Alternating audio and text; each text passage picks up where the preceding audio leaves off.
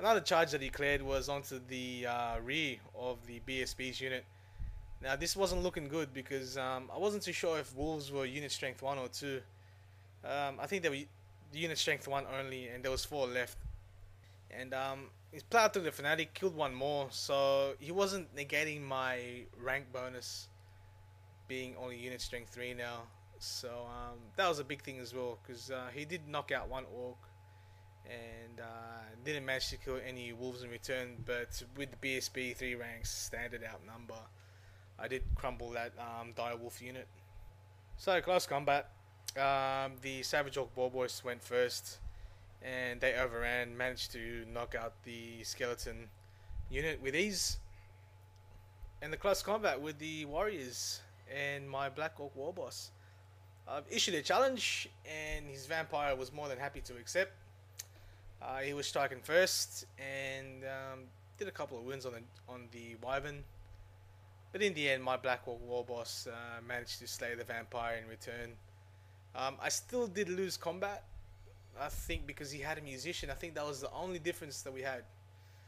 And yeah, I managed to pass.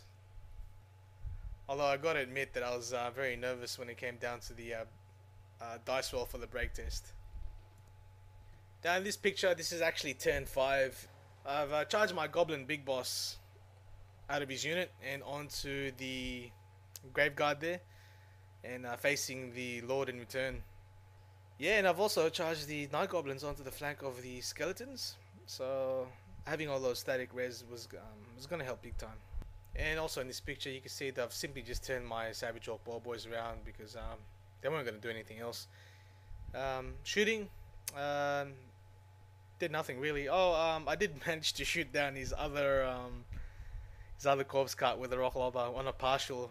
Hit, roll the 4 plus, and then on a strength 4, toughness 4, roll the 4, and he failed his regeneration save, and I managed to cause 3 wounds. So that was the other corpse cart gone. And in the close combat, rolled for the nets on the skeletons, which I passed. So he was on strike 2, and Black Orc Warboss has just gone choppy and just hacked to death a lot of the skeleton warriors, and did manage to pop that unit too. And the Goblin Big Boss, with his Lord only on 1 wound left, I've declared my Wallop as 1-hit wonder, and so he's got strength 10, managed to hit twice. But I only wounded once, and that was all I needed. Strength 10 negated his armor save. He had a 5+ ward save, but the Goblin Big Boss has the Trixie Trinket, so no ward saves for him. Killed his Lord outright, but in return, the rest of his Graveguard managed to kill the Big Boss in return. So in this picture, you can see the Goblins and the Black Orc Warboss victorious.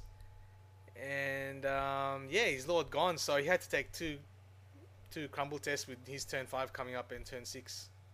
So in the end we called it, and under the tournament environment I would have won 20-0. With the Mighty Empires, it was just a massacre win, so I get 5 Empire points to play around with either next week or the week after, when we generate, I think it'll be turn 8 or turn 9. But yeah, I'm happy with the win. Steve's getting there with his vampires.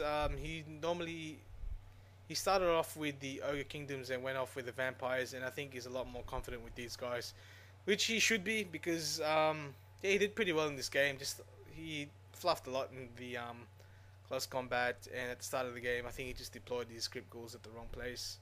But you live and learn, and these are the games that you learn off from. Yeah, first battle report for 2010. So this is me signing off, and hope to see you around.